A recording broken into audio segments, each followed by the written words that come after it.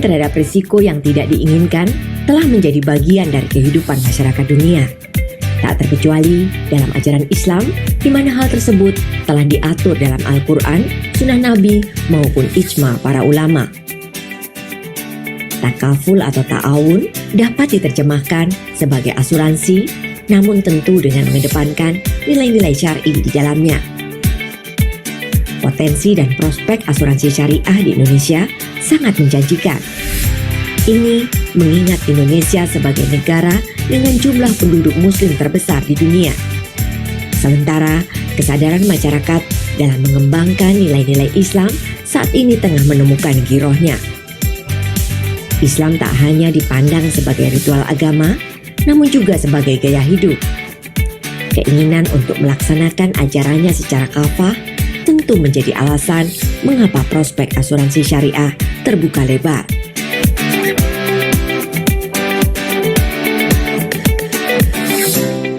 Didirikan pada 2003, Asosiasi Asuransi Syariah Indonesia terus berupaya menciptakan dan memelihara kerjasama yang saling memberikan maslahat dalam usahanya mengembangkan industri asuransi syariah dan reasuransi syariah di Indonesia.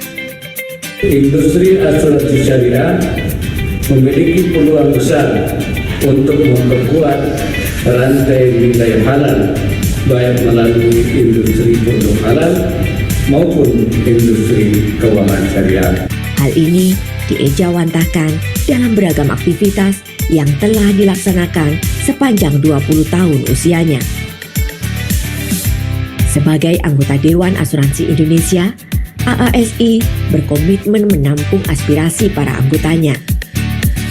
Selain itu, AASI juga berupaya mewujudkan peran serta industri ini dalam meningkatkan kesejahteraan masyarakat.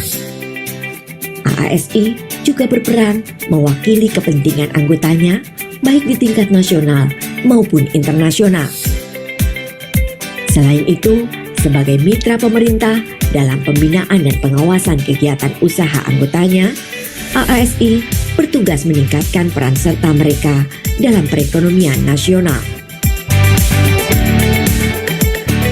Memasuki usia 20 tahun, AASI berusaha gencar meliterasi masyarakat agar lebih mengenal manfaat asuransi syariah. Saya minta asuransi syariah pertama terus mendorong literasi keuangan syariah masyarakat, terutama asuransi syariah.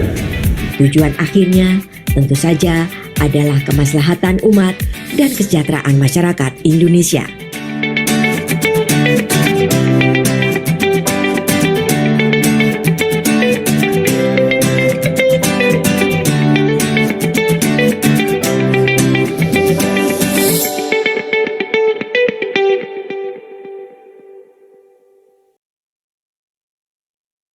Bismillahirrahmanirrahim. Assalamualaikum warahmatullahi wabarakatuh. Waalaikumsalam warahmatullahi wabarakatuh. Alhamdulillahirabbil alamin wa bihi nasta'in ala umuri dunya waddin wa salatu wassalamu ala asrafil anbiya'i wa mursalin wa ala alihi wa sahbihi ajmain amma ba'. Rabbi shrah li sadri wa yassir amri wa hlul 'uqdatam min lisani yafqahu qawli. Yang pertama dan utama, mari sama-sama kita panjatkan puji syukur kepada Allah Subhanahu wa taala yang masih memberikan kita semua nikmat sehat sehingga kita bisa berkumpul, bersilaturahim, berdiskusi di Jumat Mubarak ini. Salawat serta salam tidak lupa kita haturkan kepada junjungan kita Nabi besar Muhammad sallallahu alaihi wasallam yang telah membawa kita dari alam kegelapan di masa jahiliyah ke alam yang penuh terang benderang. Dan insya Allah kita semua mendapatkan syafaat beliau di yaumil akhir. Amin, amin ya rabbal alamin. Berikutnya di hari Jumat yang baik ini, bagi kita semua, kita bacakan surat Al-Kahfi, terutama buat kita sendiri, dan tentu bagi saudara-saudara kita yang sedang mengalami bencana musibah kemanusiaan di Palestina. Mudah-mudahan dikuatkan semua saudara-saudara kita dan diberikan kemenangan atas orang-orang yang jahil. Dan terima kasih Bapak dan Ibu yang telah berkenan hadir di kegiatan Bincang Fatwa kali ini di hari Jumat tanggal 27 Oktober 2023. Kali ini kita akan membahas tentang dana ta'ahud. Sebagaimana kita ketahui bahwa Dewan Syariah Nasional sudah mengeluarkan fatwa terkait ini, dan nanti kita akan kumpas tuntas bersama dengan nanti ada izinkan saya menyapa dulu di pagi hari ini Bapak Agus Haryadi. Assalamualaikum Pak Agus. Waalaikumsalam Pak Erwin. Sehat Pak? Alhamdulillah. Waalaikumsalam Pak Erwin. Sehat Pak Erwin. Alhamdulillah, amin. Baik-baik Pak. Berikutnya juga kami akan menyapa Bapak Roni Iskandar selaku Wakil Ketua Umum Dewan Asuransi kelupaan maklum jabatannya banyak Dewan Pengurus Harian Asosiasi Syariah Indonesia, Bapak Roni Iskandar. Assalamualaikum Pak Roni. Waalaikumsalam Pak Erwin, salam sehat. Sama-sama sehat ya Pak. Baik. Bapak dan Ibu sekalian, izinkan saya untuk membacakan rundown kegiatan di pagi hari ini, pembukaan yang sudah kita lakukan, kemudian kita akan mengikuti pembacaan kalam ilahi yang insya Allah akan disampaikan oleh Saudara Hafiz dari Sekretariat ASI. Kemudian kita akan membuka dengan pengantar dari saya selaku moderator terkait tema yang dibahas pada pagi hari ini. Lalu kita akan lanjutkan dari pemaparan narasumber. Yang pertama nanti dari Bapak Agus Haryadi, dilanjutkan dengan pemaparan dari Bapak Roni Iskandar. Kemudian terakhir adalah diskusi atau tanya jawab. Kita juga nanti kita tutup dengan kita akhiri. Untuk itu tanpa berulang kalam, kita lanjut ke agenda berikutnya, yaitu pembacaan kalam ilahi. Kepada Saudara Hafiz, dipersilakan. Assalamualaikum warahmatullahi wabarakatuh. Waalaikumsalam warahmatullahi wabarakatuh. A'udzu billahi minasy syaithanir rajim.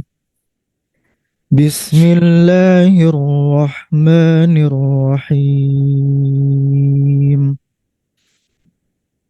Alladzina yunfiquna amwalahum bil-laili wan-nahari sirran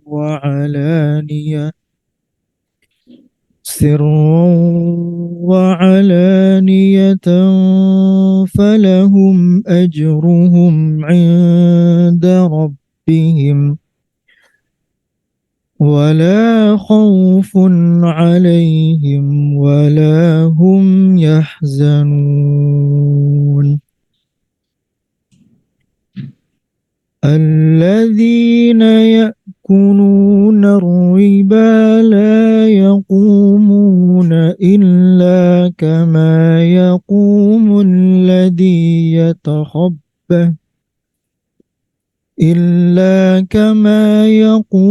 الذي يتخبطه الشيطان من المس. ذلك بأنهم قالوا إنما البيع مثل الربا وأحل الله البيع وحرم الربا فمن جاءه موعظة من ربه فانتهى فله ما سلف وأمره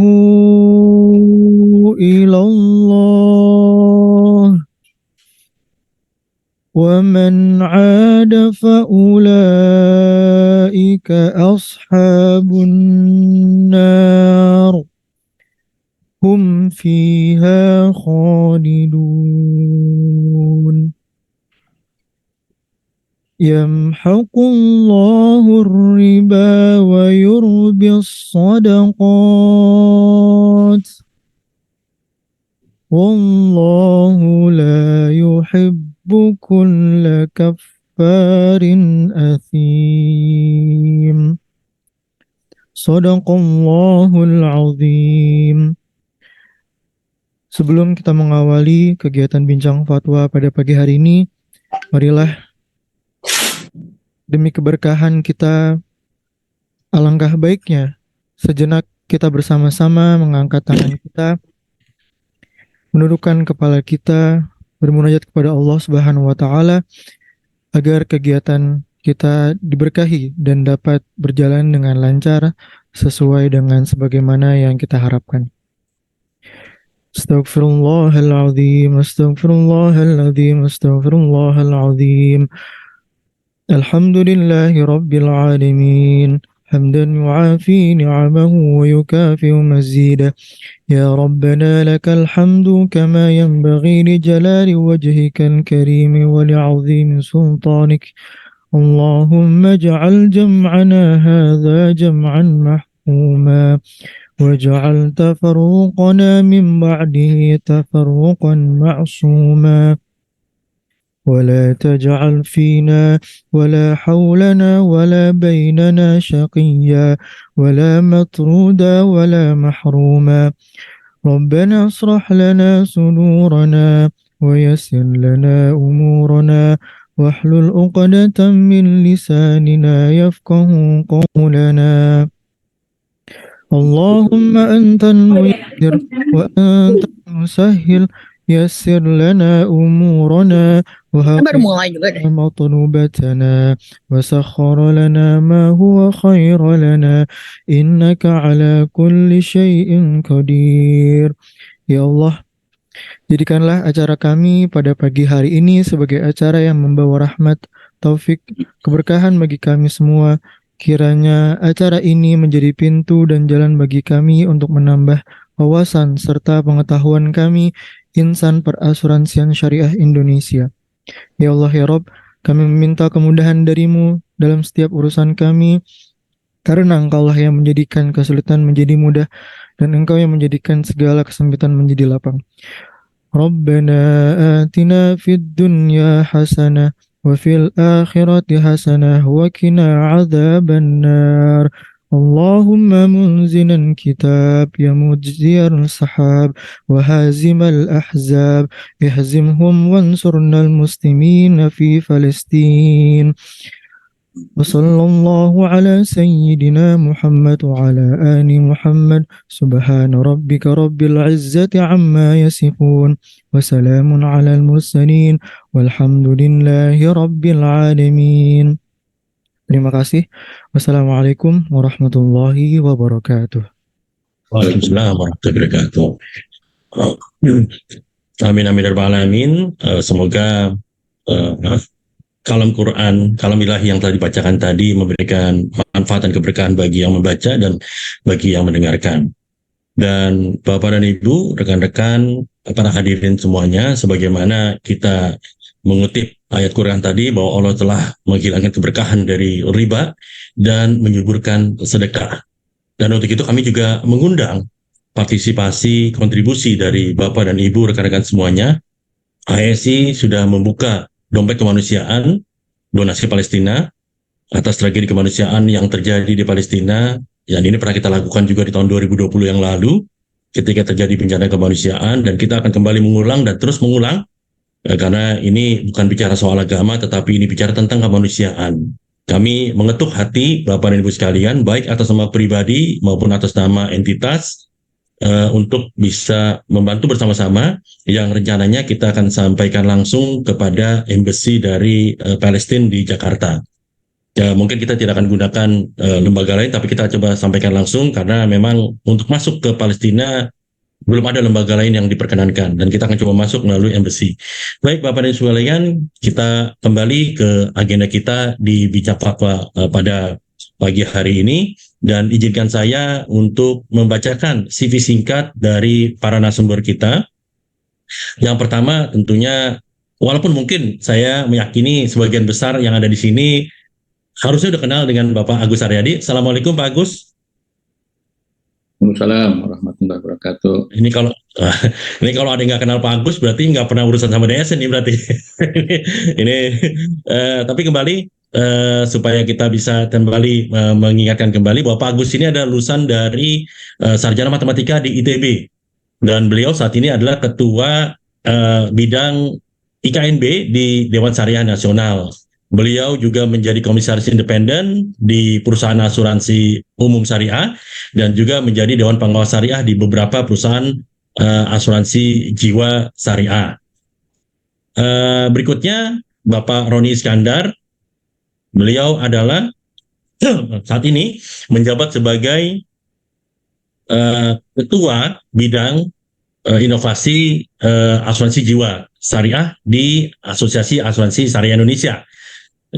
Beliau latar belakangnya adalah ilmu aktuaria dan juga saat ini menjabat di perusahaan asuransi jiwa di unit syariah. Barangkali tanpa berpanjang kalam, mungkin kita beri kesempatan dulu kepada Bapak Agus Haryadi. Izin Bapak, ini sekalian juga barangkali, mungkin kalau saya tidak salah tangkap, ini berarti ini adalah momen sekalian untuk sosialisasi ya Pak, karena kayaknya DSN belum mensosialisasikan fatwa ini ya Pak, fatwa 156 yang terkait dengan tanahut yang kebetulan timingnya pas. Betul ya Pak Agus ya? Kayaknya belum ya Pak sosialisasi dari DSN ya Pak? Ya, baru disosialisasikan di Praistima Pak, ke DPR. Iya, di Praistima ya Pak. Jadi ini kesempatan Bapak dan Ibu rekan-rekan yang hadir pada hari ini merupakan sebuah kehormatan. Kita juga bisa mendengarkan langsung paparan terkait dengan fatwa yang baru diluncurkan, dan barangkali mungkin juga tanpa ini Pak, barangkali kalau berkenan maksimum 20 menit, nanti dilanjutkan dengan Pak Roni Pak. 20 menit berikutnya, atau mungkin kalau boleh berkenan Pak Roni agak sedikit pendek 15 menit ya Pak Roni. Izin Pak Agus Haryadi, waktu Bapak sampai dengan jam 9.37 atau 19 jam 9.40 deh. Itu nawar jadinya deh. Silakan Pak Agus. Ya, terima kasih Pak Erwin. Assalamualaikum warahmatullahi wabarakatuh. Alhamdulillah arsala rasulahu bil huda wa dinil haq yudhhiru ala dini kulli wa kafa billahi syahida. Allahumma shalli wa sallim ala nabiyina Muhammad wa ala ali Muhammad. Saya izin sharing dulu ya Pak. Materinya ini. Jadi emang ini materi yang kami sampaikan di Praistima Pak Erwin dan para peserta bincang fatwa pada malam ini, pada pagi ini gitu kan. Udah terlihat belum Pak?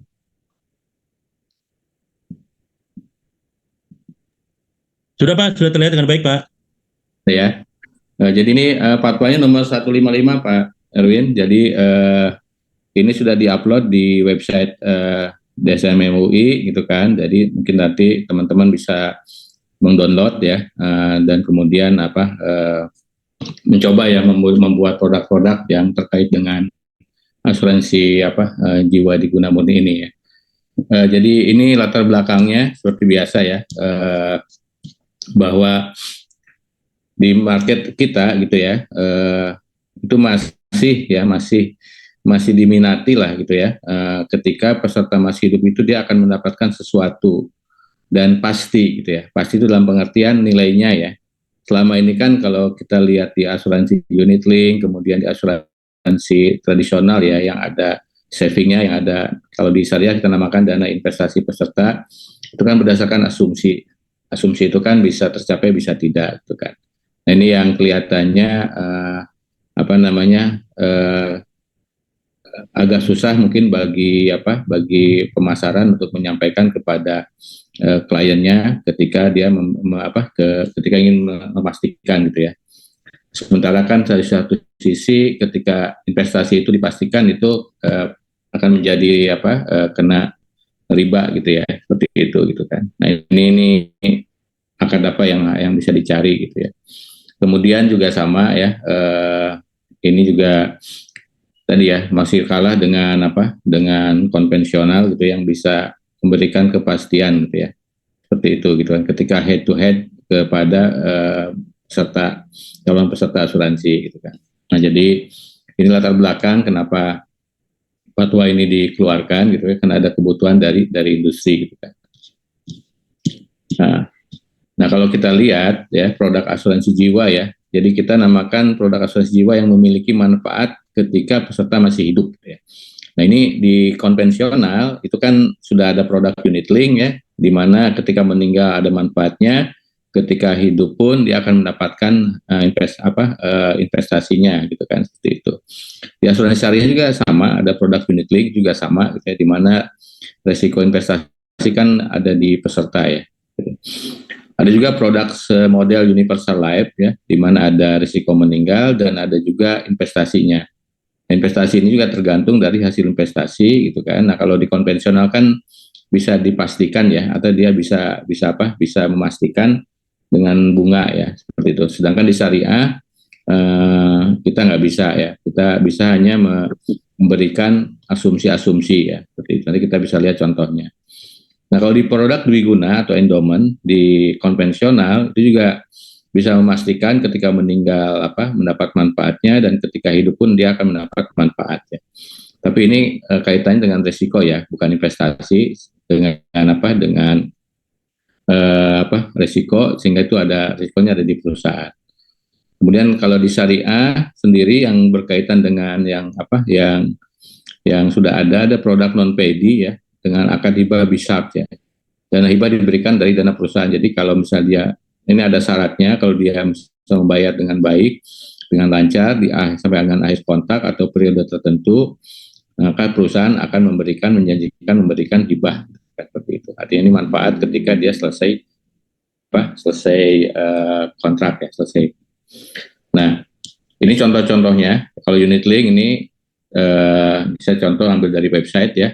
Ini ada produk-produk unit link yang emang mungkin teman-teman sudah biasa ya. Ini ada produk yang balance fund, ada income fund ya, ada equity fund, ada money market. Jadi ini resiko ini kan tergantung dari investasi ya, manajemen investasi gitu kan. Dimana kalau sekarang ini kan problemnya ketika sahamnya turun itu kan hasil investasinya malah menggerus pokoknya gitu ya, seperti itu. Kemudian juga ada yang, ini saya ambil yang produk jiwa yang dengan investasi tradisional ya, artinya tidak dikaitkan dengan pilihan investasi, kita namakan tradisional, investasi tradisional ya, untuk membedakan dengan yang unit link. Nah ini pasti ada disclaimer-nya ya, di mana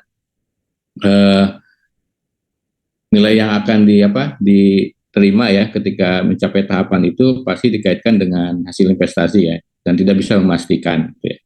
Inilah produk-produk yang ada di syariah gitu ya, sehingga yang memastikan ini itu nanti akan kita masukkan di fatwa ya, seperti itu.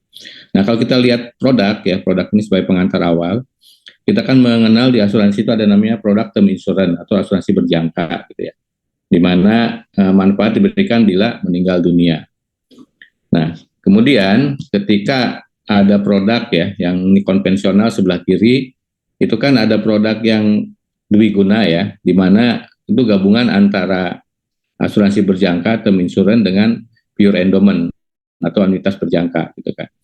Nah, kombinasi ini ada di konvensional sehingga si perusahaan asuransi bisa menjamin kalau meninggal akan mendapatkan uang pertanggungan ya kalau di konvensional, dan kalaupun hidup pada akhir kontrak dia akan mendapatkan uang pertanggungan juga gitu kan.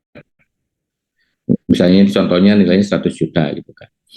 Nah, sebelum ada fatwa ini teman-teman di syariah itu mendesain produknya tidak bisa menggunakan yang anuitas berjangka gitu ya, karena belum ketemu gitu ya. Nah, jadi dia biasanya mendesainnya itu antara produk term insurance itu akan masuk ke dana tabaru, dan satu lagi dana investasi peserta ya atau DIP. Nah, ini yang DIP ini kan tidak bisa dipastikan akan mendapat berapa, tapi hanya bisa diilustrasikan atau diasumsikan gitu ya, seperti itu. Nah, ini sampai dengan fatwa ini belum muncul, yang dilakukan oleh perusahaan asuransi ya. Jadi tadi konsepnya tetap sama, kalau di konven itu transfer risk transfer ya, di mana preminya itu menjadi milik perusahaan. Kalau di syariah itu masuk ke dana tabaru dan ke dana investasi peserta.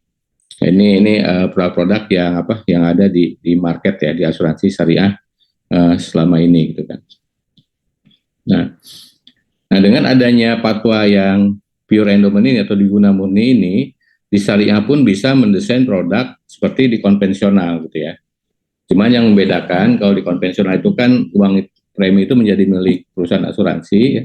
Kalau di syariah itu dibagi, yang tadi yang meninggal itu masuk ke dana tabaru, kemudian yang hidup itu, manfaat diberikan bila hidup itu masuk ke dana tanahud ya. Nah ini ketika bicara dana tanahud mungkin selama ini belum populer ya, karena itu biasanya dipakainya di pensiun gitu ya. Itu.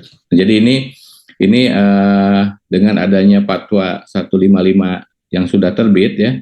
Nah ini teman-teman di industri bisa membuat produk yang persis seperti konvensional gitu ya. Itunya. Tapi yang membedakan adalah tetap kalau di syariah tetap akadnya harus akad hibah ya, akad tabaru dan akad tanahud.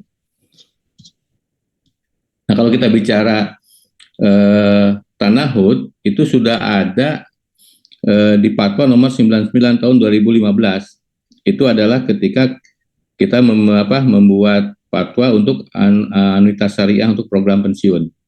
Ya, jadi ketika dari DPLK itu selesai, itu kan harus dibelikan anuitas.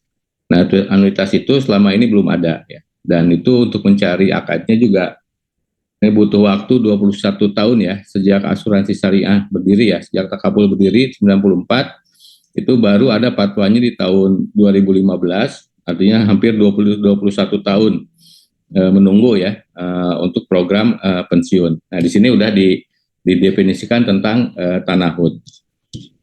Nah, kalau konsep tanahudnya sama saja ya, seperti yang dengan tabaru ya. Kalau ini misalnya untuk DPLK itu kan, misalnya ketika dia sampai usia pensiun ada dana 1 miliar ya.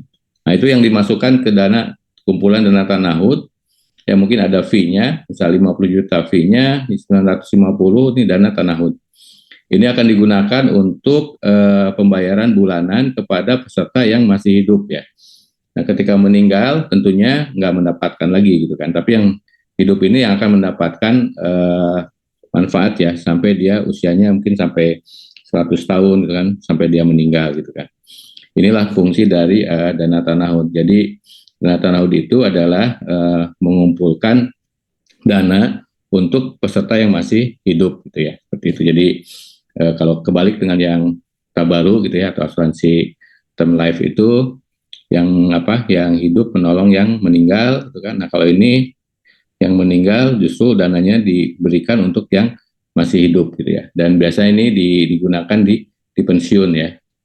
Karena pensiun itu kan salah satu di teorinya juga ada resiko ya, resiko finansial ketika dia berumur lama gitu kan. Nah, kalau konsepnya sama ya, berbagi risiko finansial di antara peserta, perusahaan asuransi bertindak sebagai operator, terjadi kumpulan dana tanahud, ujrah menjadi pendapatan perusahaan, dana tanahud menjadi milik peserta kolektif. Klaim bukan merupakan biaya dari perusahaan. Klaim-klaim anuitas itu yang bulanan itu buat pensiun diambil dari dana tanahud.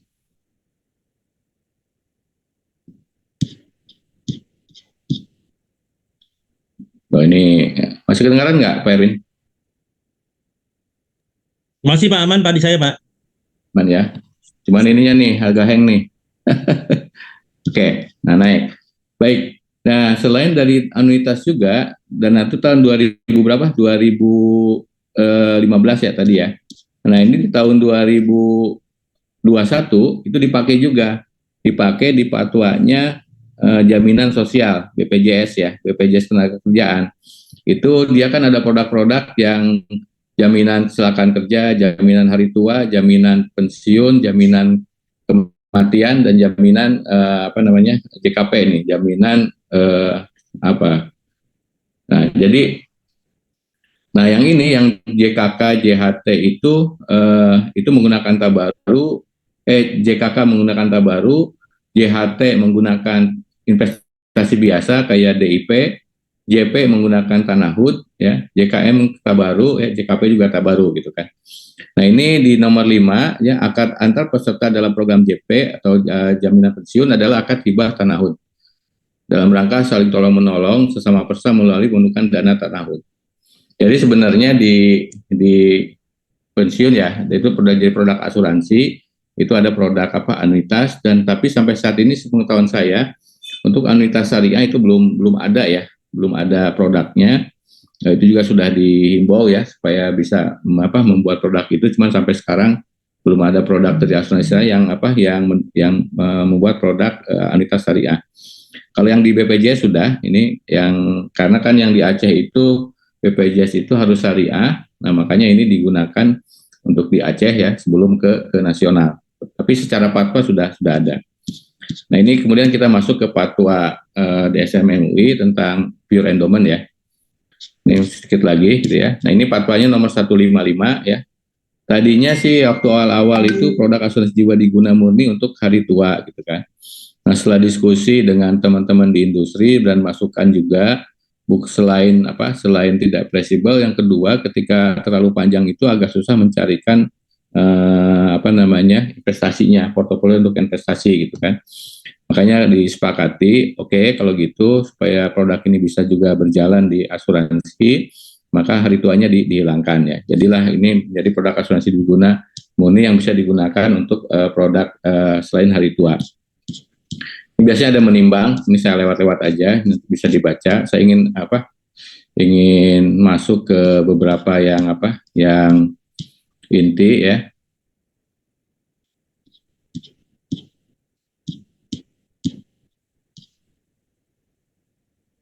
Jadi di sini nanti hampir sama ya seperti di Tabaru gitu ya. Jadi itu ada pengelolaan dana tanahud ya, dana tanahud. Kemudian nanti ada surplus underwriting, apakah dibagikan atau tidak gitu ya. Nah jadi ini ada definisi ketentuan umum, ini bisa dibaca ya, dan ini juga menjadi hal biasa gitu ya bagi di asuransi syariah. Nah akadnya hibah tanahud dan dana tanahud, juga ada perjanjiannya. Nah ini akadnya tetap wakalabil ujroh ya, akad asuransi, akad investasi, ada mudarobah, ada mudarobah musyarakah, ada wakalabil ujroh. Nah, di sini yang membedakan dengan yang Tabaru ya, di sini ada akad hibah ya. Jadi ketika terjadi negatif underwriting atau defisit underwriting, maka perusahaan boleh memberikan hibah ya ataupun qard ya. Jadi dibuka. Ini kalau yang ini sama dengan seperti yang di ini, yang membedakan tadi yang saya sampaikan bahwa nah ini nih. Di 7 ini akad antara pengelola dengan peserta kolektif dalam hal terjadi kekurangan dana tanahud adalah akad qard dan atau akad hibah gitu ya. Jadi selama ini kan kalau di Tabaru itu akad qard gitu ya. Nah untuk yang tanahud ini itu dibolehkan menggunakan menghibahkan ya. Tidak hanya meminjamkan, menghibahkan. Sebagian pinjam, sebagian qard juga mungkin boleh gitu kan. Nah tinggal bagaimana OJK nanti mengatur secara detail ya untuk dijadikan pedoman di teman-teman di industri gitu kan. Nah sekarang juga kami sedang menyiapkan taklimat ya. Jadi sering ada yang bertanya, udah dua perusahaan menanyakan kepada DSN, apakah untuk dana Tabaru boleh hibah gitu ya. Boleh juga hibah gitu kan daripada qard gitu ya. Nah itu lagi dibuat taklimat, baik untuk dana Tabaru maupun dana tanahud itu dibolehkan menggunakan akad qard ataupun akad hibah gitu ya. Mungkin taklimat ini sebentar lagi juga akan keluar ya, sehingga ketika perusahaan ingin memberikan hibah, dia tidak usah menanyakan lagi kemana, ke DSN ya, gitu. Nah ini juga yang paling penting di sini, mungkin ini nih, bahwa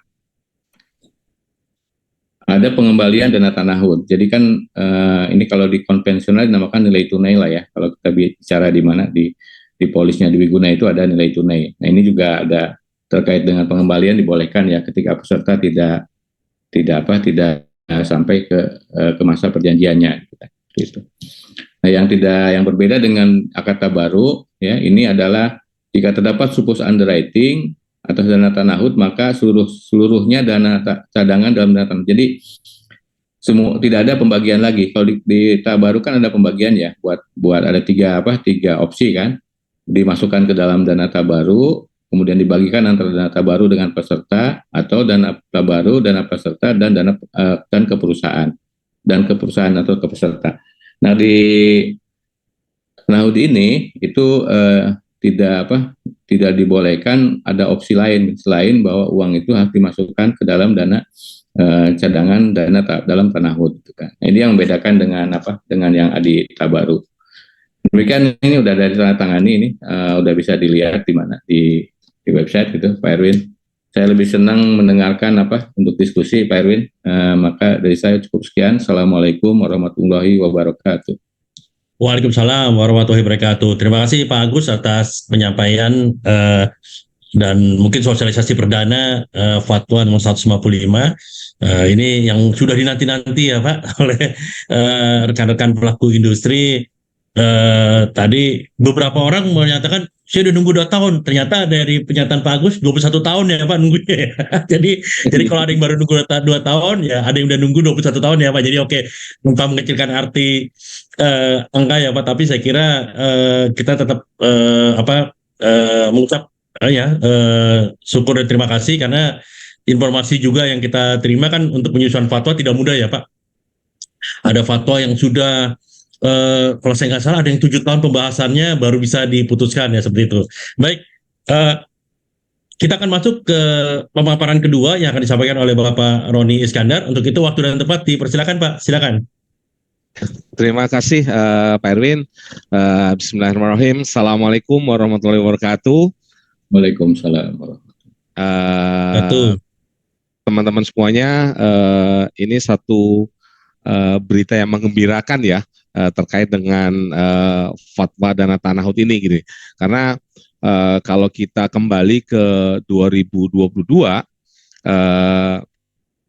SEOJK terkait PAID cukup berdampak kepada industri ya, baik di sisi untuk industri asuransi konven maupun di syariah, karena memang kalau kita lihat di SEOJK itu terkait dengan PAID banyak hal-hal yang memang harus dipenuhi sehingga banyak perusahaan yang harus melakukan revamp produknya, karena ada yang ngedrop produknya dan seterusnya, sehingga dengan adanya fatwa ini menjadi satu solusi ya. Tadi Pak Agus Haryadi sampaikan bahwa kita bisa bersaing lah dengan konven, dengan produk-produk yang quote unquote sejenis gitu loh.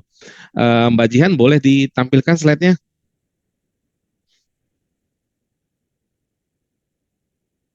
Oke, ini sekedar mengingatkan teman-teman sekalian ya, dana tanah HUT kalau kita lihat dari sisi POJK-nya, next slide Pak, Mbak. Kalau lihat dari POJK-nya, kalau teman-teman melihat POJK 6 tahun 2023, itu definisi tanah HUT sudah berbeda dengan definisi yang pertama, yang tadi Pak Agus Haryadi sampaikan, lebih tentang kepada anuitas atau untuk program pensiun ya. Jadi POJK 6 ini adalah perubahan dari POJK 72 2016 setelah DSN MUI mengeluarkan fatwa tentang dana tanah untuk pensiun. OJK pun juga segera di 2016. Di 2023 sudah dirubah definisi dana tanah HUT. Jadi ini yang menarik nanti adalah kalau kita baca fatwa DSN MUI ada beberapa hal yang harus kita cermati nih. Nah, sedikit memperjelas apa yang disampaikan Pak Agus Haryadi terhadap produk-produk yang sebelum fatwa ini muncul. Mbak Jihan boleh?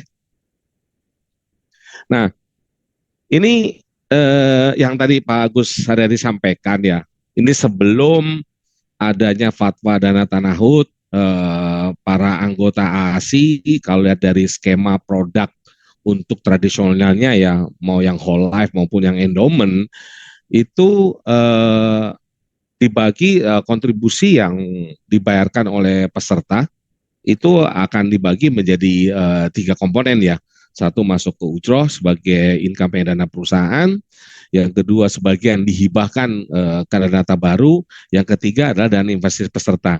Nah, yang membedakan dengan nanti kalau kita menggunakan dana tanah HUT adalah dana investasi peserta ya, karena memang dari sejak awal sudah menjadi haknya peserta, sehingga pada saat terjadi resiko ya, artinya misalkan meninggal atau apapun yang tercantum di polis, dana investasi peserta juga dibayarkan. Ini yang quote unquote kalau boleh dibilang dari sisi perusahaan asuransi ya, kadang-kadang kalau dari internal beberapa teman-teman melihat bahwa ini membuat profit produk-produk syariah jadi lebih kecil gitu loh. Kalau di konven kan kalau terjadi meninggal kan yang tadi istilahnya dan nilai tunainya kan nggak dibayarkan, betul nggak ya?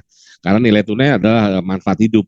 Nah kalau di produk syariah yang sebelum adanya fatwa dana tahanut ini, kalau terjadi meninggal ya sesuai dengan manfaat asuransi yang ada di polisnya, maka otomatis ya manfaat asuransi harus dibayarkan gitu loh. Nah, di sisi lain adalah yang membedakan dengan penggunaan dana tahanut sendiri. Kalau dengan skema produk yang seperti ini, itu angkut mirip dengan unit link, cuman tidak di unit test saja gitu loh. Artinya perusahaan tetap wajib ya mengadministrasikan per individu atau per peserta gitu loh.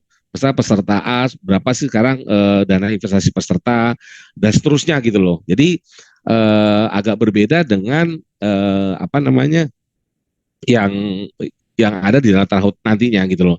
Jadi dan kalau kita melihat core-nya itu yang tadi saya disampaikan oleh Pak Agus Haryadi hanya berlaku terhadap dana tabaru, tidak berlaku untuk dana investasi peserta karena memang ini karena sebagian besar produknya dengan skema ini adalah wakalah bil ujroh ya tentunya dana investasi walaupun ya dalam produk-produk tradisional yang saat ini ada di pasar pengelolaan investasi peserta dikelola oleh perusahaan dengan tentunya dengan kriteria pemilihan vehicle investment yang lebih low risk lah sehingga dana investasi peserta itu tidak kalau terjadi penurunan tidak terlalu dalam seperti yang terjadi di produk unit link. Tapi ini menjadi solusi pada saat produk dana akad dana tahanut itu belum ada sampai dengan pada saat produk-produk seperti ini dibuat. Jadi hibahnya ada cuma di dana terbaru, sedangkan dana investasi peserta itu merupakan hak dari peserta. Nah, ini yang agak unik ya, dan ini ada plus minusnya sih sebenarnya teman-teman sekalian ya. Kalau bicara tentang penjualan ya, ini bisa menjadi apa namanya ya, kayak unique proposition lah buat asuransi syariah kalau kita menggunakan skema ini sebenarnya. Karena apa? Kalau dibandingkan dengan konven, kalau terjadi musibah misalkan meninggal, ya sudah mereka hanya menerima UP-nya gitu loh. Tapi dengan skema ini ya peserta dapat dua-duanya gitu loh. Manfaat asuransi kalau kita analogikan dengan teman-teman di konvensional UP, di manfaat asuransi ya quote-unquote seperti nilai tunai gitu loh. Jadi ini sebenarnya cukup bagus ya.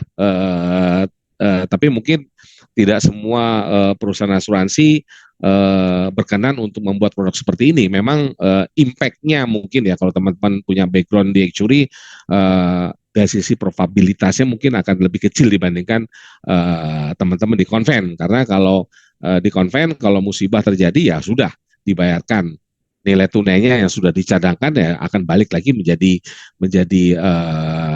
miliknya perusahaan. Tapi kalau di produk syariah yang skema produknya seperti ini sejak awal sudah dipastikan bahwa yang namanya dana investasi peserta itu adalah miliknya peserta. Apapun yang terjadi itu akan kita kembalikan.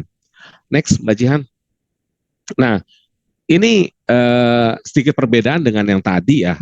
Kalau saya lihat dari fatwa yang sudah saya baca, sudah berkali-kali saya lihat, yang menarik di sini ada dua hibah sebenarnya ya. Ya, satu untuk manfaat asuransi, satu lagi untuk manfaat hidup. Nah, di sisi lain tentunya kalau kita bicara dana tahanut tidak seperti dana investasi peserta ya. Kita harus benar-benar mengadministrasikan per polis, per peserta berapa sih nilai dan sebagainya. Kalau dana tahanut ini ya seperti yang Pak Agus ada sampaikan bahwa ini produknya mirip dengan tabaru tapi kepentingannya yang berbeda. Yang satu untuk mengelola risiko terhadap risiko hidup ya, meninggal, kecelakaan dan sebagainya, tapi yang kedua adalah terkait dengan manfaat hidup. Nah, fungsi dari perusahaan itu sendiri dalam skema produk seperti ini itu bisa kalau misalkan terjadi defisit underwriting di dana nasabah baru, otomatis perusahaan harus memberikan core. Tadi Pak Agus Hari sampaikan di dana tanahut juga ada core dan hibah gitu loh. Nah, ini nanti ada beberapa isu yang bisa kita bahas terkait dengan skema-skema produk seperti ini sih. Jadi kalau sedikit membandingkan mungkin ya dengan yang ada di Malaysia gitu loh. Kalau di dana Malaysia tuh manfaat itulah bagian dari dana tabaru gitu loh. Jadi agak sedikit berbeda praktek yang ada di Malaysia gitu loh. Di Malaysia sekali lagi living benefit itu masuk ke dana tabaru sehingga kontribusi dipecahnya menjadi hanya 2 bagian, ujroh sama dana tabaru. Tapi dengan ada dana tanahut yang sudah kita keluarkan oleh DSN MUI, kontribusi harus kita alokasikan ke 3 kantong yang seperti tertera di slide ini. Nah, yang terakhir dari saya mungkin ya, karena saya juga pengen diskusi dengan teman-teman karena memang ini suatu hal yang baru ya. Next, Mbak Jihan. Nah, ini yang mungkin isu ya kalau saya baca dari beberapa hal, tentunya AASI harus bisa mendorong OJK ya terkait dengan bagaimana sih perhitungan pengambilan dana tanahut sebelum masa perjanjian berakhir ya. Karena itu harus jelas dan tertulis di polis gitu loh. Kalau di konven kan enak ya. Kalau terjadi surrender sebelum akhir kontrak, maka nilai tunai Anda akan dibayarkan sekian gitu loh. Nah, nilai tunai itu kan kalkulasinya ada quote unquote lah ya, bunga teknis yang sudah diperhitungkan sejak awal gitu loh, asumsi bunga teknis sejak awal. Nah, ini mekanisme nanti seperti apa dalam hal dana tanahut gitu loh. Apakah kita menggunakan konsep yang sama dalam perhitungan pengembaliannya, artinya karena kembali lagi ya, dana tanahut tidak kita perinci per peserta gitu loh. Jadi satu pooling fund seperti itu tentunya perlu satu metode yang clear lah bagaimana kalau terjadi pengakhiran sebelum masa kontrak, apakah iuran dana tanahutnya saja atau apapun. Nah, ini mungkin yang harus kita gali bersama-sama supaya tidak terjadi dispute di kemudian hari. Nah, kalau yang kedua adalah teman-teman kalau lihat di fatwa yang ada ya, salah satu dana tanahut hanya bisa digunakan, salah satunya adalah untuk reas gitu loh. Nah, ini menarik gila buat saya gila, berarti apakah nanti reas berubah fungsi bukan hanya risiko asuransi, karena kalau lihat dari POJK 6 ya terkait dengan definisi perusahaan reasuransi itu jelas, perusahaan reasuransi adalah perusahaan yang menyelenggarakan usaha pengelolaan risiko berdasarkan prinsip syariah. Nah, pertanyaannya adalah apakah risiko yang ada di tanahut itu harus direaskan gitu loh. Misalkan ya, kita nggak ngerti, dan kalau saya yakin jelas banget kalau produk-produk seperti ini sih harusnya kita bisa tahan sendiri ya, nggak perlu kita reaskan terkait dengan untuk dana tanahut gitu loh. Nah, yang ketiga adalah ini isu yang cukup penting menurut saya adalah tadi sudah disinggung oleh Pak Agus Hari terkait dengan penggunaan akad qard dan atau akad hibah untuk apabila terjadi defisit underwriting lah, quote unquote lah, terhadap dana tanahut sendiri gitu loh. Nah, ini mekanismenya harus diatur dengan jelas gitu loh, karena harapannya adalah sometimes itu ada kepentingan bisnis yang harus kita lakukan ya. Misalkan contohnya ya, extremely misalkan dana tanahutnya kondisi defisit underwriting, artinya antara liability dengan asetnya terjadi selisih gitu loh. Kalau kita misalkan company dalam polisnya menulis bahwa menggunakan akad qard dan atau hibah gitu loh. Nah, mekanismenya misalkan apakah diperkenankan misalkan melihat oh ini business consideration gitu loh. kondisi laporan keuangan syariah lagi bagus misalkan. Sehingga oke lah untuk tahun ini karena defisit saya kasih kord lah misalkan. Saya kasih, mohon maaf, saya kasih hibah lah gitu loh. Tapi sebaliknya gitu loh. Apabila terjadi defisit underwriting di dana tanahut, tapi kondisi company tidak dalam kondisi bagus, oke, saya kasih pinjaman dulu lah. Nah ini mekanisme ini memang harus kita berjelas gitu loh. Apakah ini kalau menggunakan dan atau kan artinya boleh salah satu situasinya kapan kita gunakan gitu loh. Nah yang terakhir mungkin ini yang harus mungkin Bapak Ibu di DSN MUI ya, ini yang sering kita hadapin pada saat kita submit produk-produk yang terkait dengan penggunaan wakalah bil ujroh gitu loh. Jadi kalau di fatwa kan jelas ya, pengelolaan investasi dana tabaru bisa menggunakan akad mudharabah, akad wakalah, dan akad mudharabah musyarakah.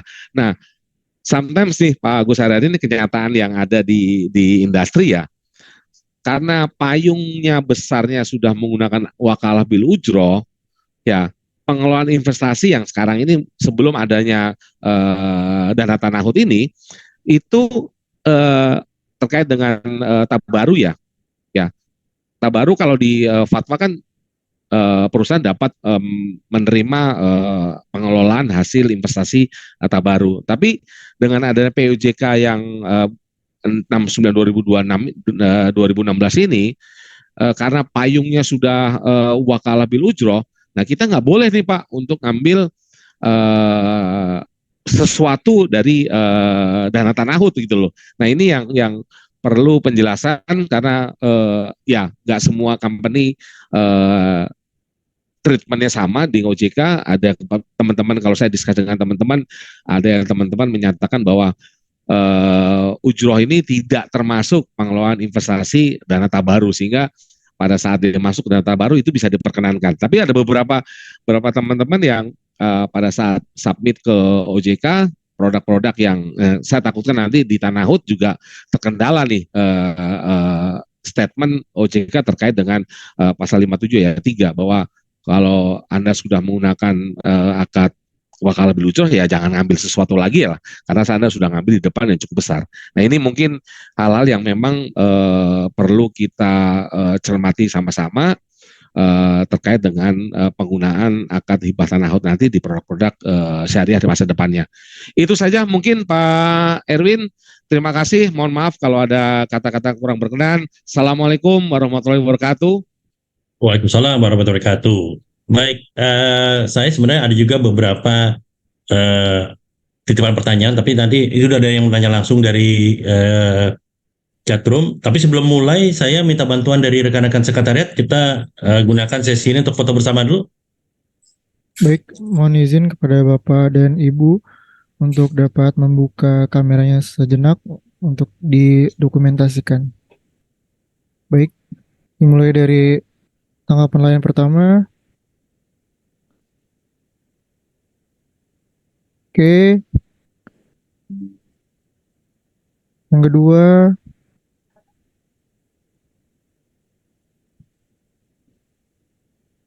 Ya, yang ketiga.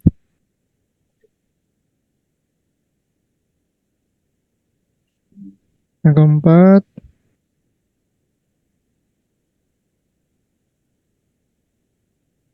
Ya, yang kelima.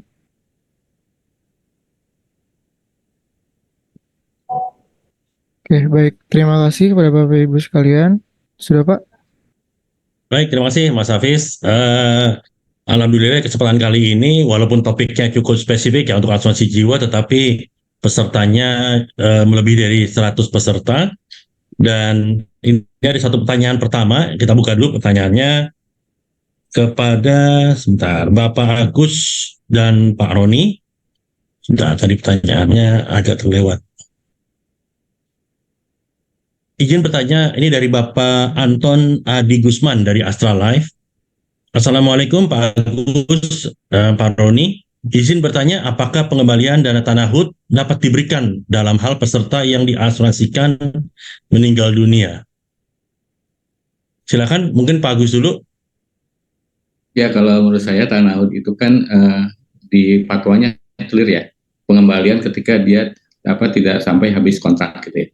Jadi di situ ketika habis kontrak ya nggak ketika meninggal ya nggak dikembalikan pengertiannya itu, dan Baik. secara aktuaria pun logikanya nggak akan dikembalikan karena itu kan akan digunakan untuk untuk yang hidup ya. Nanti kalau itu dikasihkan hilang semua, nanti cadangannya nggak cukup tuh Pak Roni, itu cadangannya nanti. Itu yang itu ya. Kayak sama Pak Roni ya. Clear Baik, banget izin karena menegaskan barangkali Pak. Ya, sedikit silakan aja Pak Pak, Roni. Pak Erwin, ini mengklirkan kalau teman-teman baca di fatwa yang sudah ada ya, itu jelas-jelas manfaat asuransi apabila peserta masih hidup. Jadi garis bawahnya adalah peserta masih hidup gitu loh. Jadi kalau pertanyaan Mas Anton tadi, kalau meninggal gimana ya, itu bukan menjadi bagian dari kontrak hibah dana tanahud gitu loh. Itu masuk ke ranahnya tabaru mungkin Pak Erwin.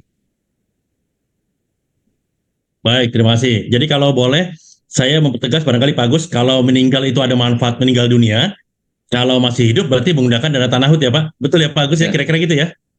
Betul Pak. Ya, baik. Kalau dia Baik, jadi kontrak belum nggak mengundurkan diri ya sebelum habis kontrak, itu kan di situ kan dikatakan ini ya boleh ya, artinya tidak wajib Pak.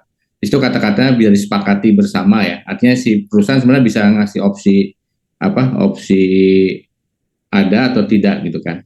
Itu nanti tergantung, disebutnya kesepakatan antara peserta ya sebenarnya gitu Pak Erwin. Sama ini mengacu kepada ketika kita ada fatwa yang mengatakan pengembalian dana tabaru itu Pak Erwin dan Pak Roni dan teman-teman semua. Jadi itu bisa dipakai bisa tidak gitu kan. Tapi logikanya sih karena itu bersaing dengan konven pasti dipakai lah.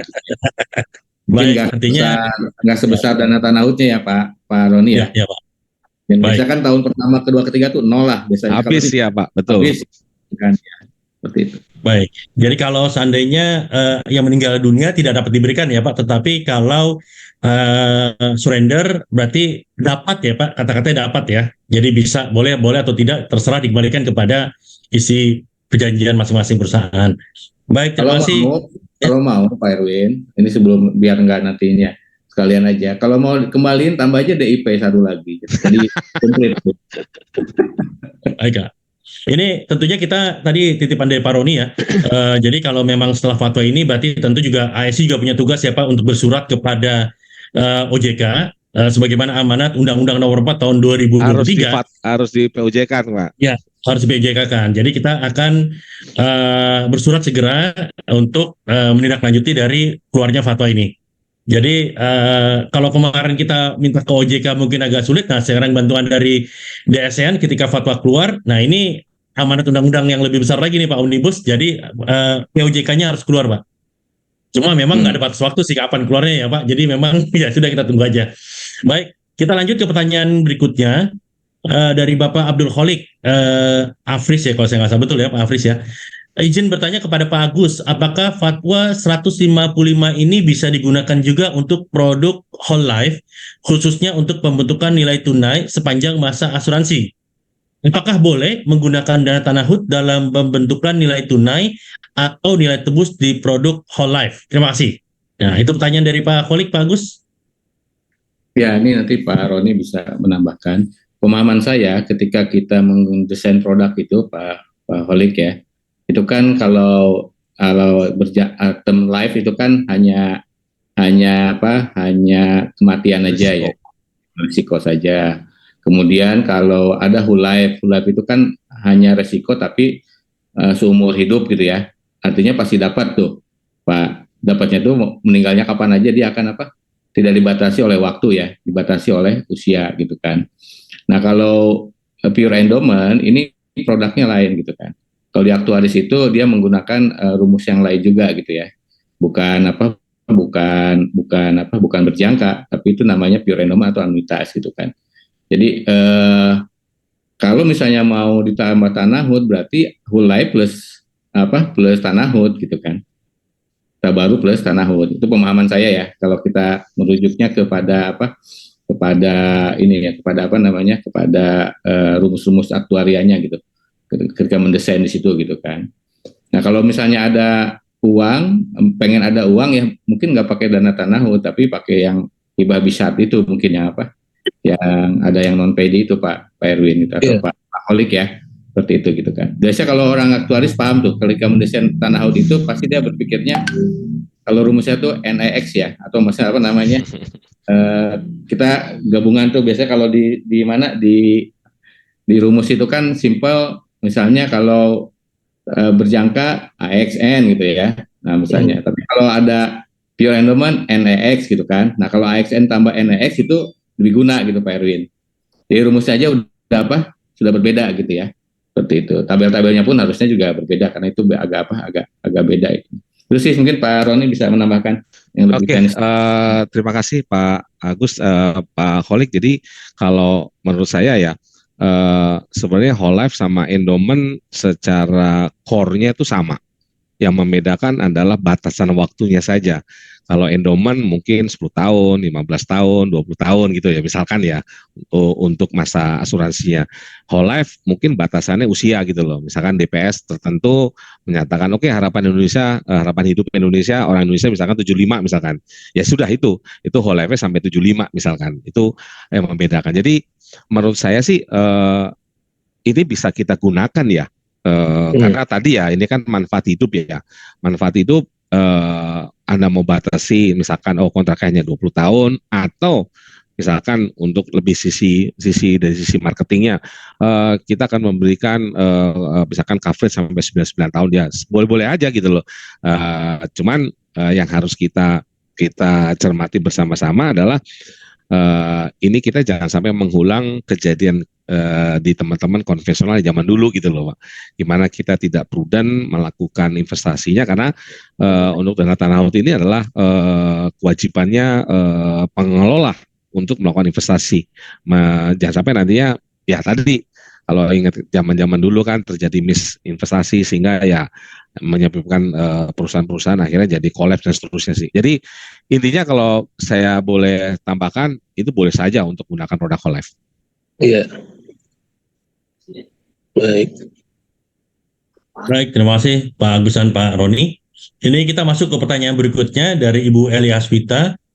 Ini Assalamualaikum, izin bertanya, bila pemegang polis meninggal dunia karena bunuh diri atau mungkin risiko-risiko yang tidak dijamin ya, maka tidak akan dikeluarkan santunan dari dana baru.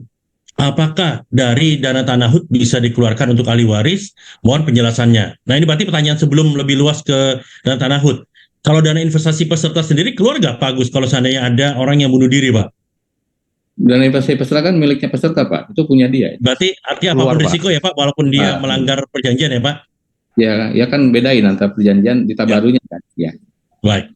Uangnya Jadi uang artinya, dia. ya kalau yang dari tanahut berarti gimana Pak? Kalau tanahut ya nggak boleh Pak. Orang itu kan untuk yang manfaat hidup ya, clear gitu ya. Tidak boleh digunakan untuk yang lain kan. Ininya. Oke, karena konsepnya adalah dana tanahut hanya untuk hidup ya Pak? Ya kan udah dihibahkan Pak ya, miliknya bukan milik dia sendiri gitu. Ya. Dananya manfaat hidup ya Pak, jadi manfaat hidup ya. Jadi kalau meninggal karena bunuh diri ya berarti nggak dijamin ya Pak. Tapi kalau misalkan dia kecelakaan fatal akibat perbuatan yang terlarang, misalkan overdosis gitu Pak, berarti tetap nggak keluar ya Pak? Kalah. Tergantung polisnya Pak. Tergantung ketentuan underwritingnya Pak. Nah itu berarti nanti catatan ya Pak, berarti di polis pun nanti harus diperkuat itu. Mungkin sosialisasi kepada Dewan Pengawas Syariah ketika ingin memberikan rekomendasi, karena ini kan berarti terlarang ya Pak. Berarti dana tanahut juga harusnya tidak boleh ya, karena perbuatannya perbuatan yang tidak diizinkan gitu. Baik, terima kasih Pak. Kemudian kita masuk ke pertanyaan berikutnya dari Ibu Lesa Pestari dari Takaful Keluarga. Apakah memungkinkan porsi surplus underwriting dana baru dialokasikan pada dana tanahut? Ini bicara memungkinkan ya Pak, bukan berarti sekarang kan nggak boleh ya, kan nggak ada porsi ya, POJK 72 ataupun PSAK 108 nggak bicara itu Pak. Ya kan gini Pak, logika apanya ya. Kan ketika ada surplus dari dana baru itu kan akan menjadi milik perusahaan. Surplusnya itu ya, kalau dibagikan kepada perusahaan ya, seperti itu. Kan ada dibagikan ke perusahaan, ada yang kepada dana baru, ada kepada peserta. Nah kalau milik perusahaan, ketika dana tanahut defisit, logikanya ya uang itu uang perusahaan. Perusahaan lah yang harus namanya memberikan hibah atau qard gitu, Pak Erwin. Jadi kalau secara langsung nggak boleh, secara langsung antara dana tanahud dengan tabaru istilahnya ada baik. ada koneksi khusus gitu ya. Itu nggak ini gitu kan karena udah di secara patwa udah dipisahkan tuh, seperti itu. Emang idenya gini Pak, sebelum awal ini ada juga di internal kita di DSN gitu ya. Kenapa nggak disatukan aja sih antara tabaru dengan tanahud gitu ya? Berarti juga ada seperti itu. Toh sama akadnya hibah, gitu kan? Kenapa harus dipisah gitu ya? Seperti itu gitu kan. Nah tapi karena kita udah mengandung jalur di awalnya itu dengan anuitas dengan apa itu udah terpisah gitu kan? Ya ini dan secara tadi ya secara core-nya sendiri itu kan beda ya. Kalau untuk tabaru itu untuk musibah yang yang meninggal, yang kalau ini kan untuk bekal ya. Makanya kan kalau lihat dari pertimbangannya kan ini kayak orang mau berangkat bareng-bareng bekal hidup lah gitu ya, kumpul bersama-sama sehingga uangnya ini cukup sampai dengan dengan akhir. Tapi kalau tabaru kan ketika ada orang kena musibah ya kita yang hidup masih nolong yang yang seperti itu gitu kan. Nah, makanya sepakat untuk dipisahkan gitu ya. Baik. Saya ada titipan pertanyaan nih Pak Agus, mungkin juga Pak Roni. Ini kalau berdasarkan fatwa 155 pembentukan dana tanahud berbeda dengan wadah dana tabaru. Nomor 1 itu dulu Pak, betul ya Pak? Dipisah ya Pak? Clear ya Pak? Ya. Nah. Oke. Nah, tapi format laporan keuangan OJK saat ini, termasuk mengacu kepada POJK 72 maupun PSAK 108, ini kan belum ada Pak. Belum ada kolom ledger khusus. Udah ada Pak. Ada Pak, kolomnya ada. Nah, ini pertanyaannya. Baik, kalau gitu berarti ini yang menanya salah ya Pak? Berarti saya. Tapi kosong berarti sudah ada ya Pak? Berarti sudah ada ya? Isinya kosong. Oke. Karena nggak pernah diisi jadi lupa memang mungkin, Pak. Oke, berarti karena mungkin belum pernah pakai produk itu jadi ini karena titipan ya Pak. Jadi saya menyampaikan. Berarti sudah ada ya Pak? Clear ya Pak? Jadi sudah terpisah ya? Sudah, Oke. 108 sudah Pak. 108 sudah, baik. Oke. Nah ini bicara ke depannya lagi nanti nih Pak Agus. Ini kan saat ini juga sedang ada pembahasan antara DSAS, DI ya Pak, OJK. Erwin. Iya Pak, ya Pak.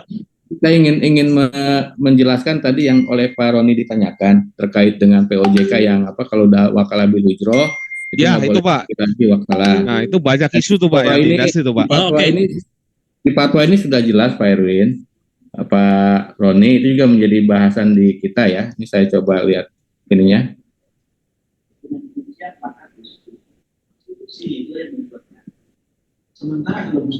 Nah ini Pak, ini di akad wakalah bil ujroh dalam pengelolaan produk asuransi jiwa Dwi Guna Murni Syariah harus memuat pengaturan hak dan kewajiban antara lain atas dasar kegiatan investasi, pengelolaan dana selain investasi, pembayaran manfaat, underwriting, pengelolaan portofolio risiko dan pemasaran.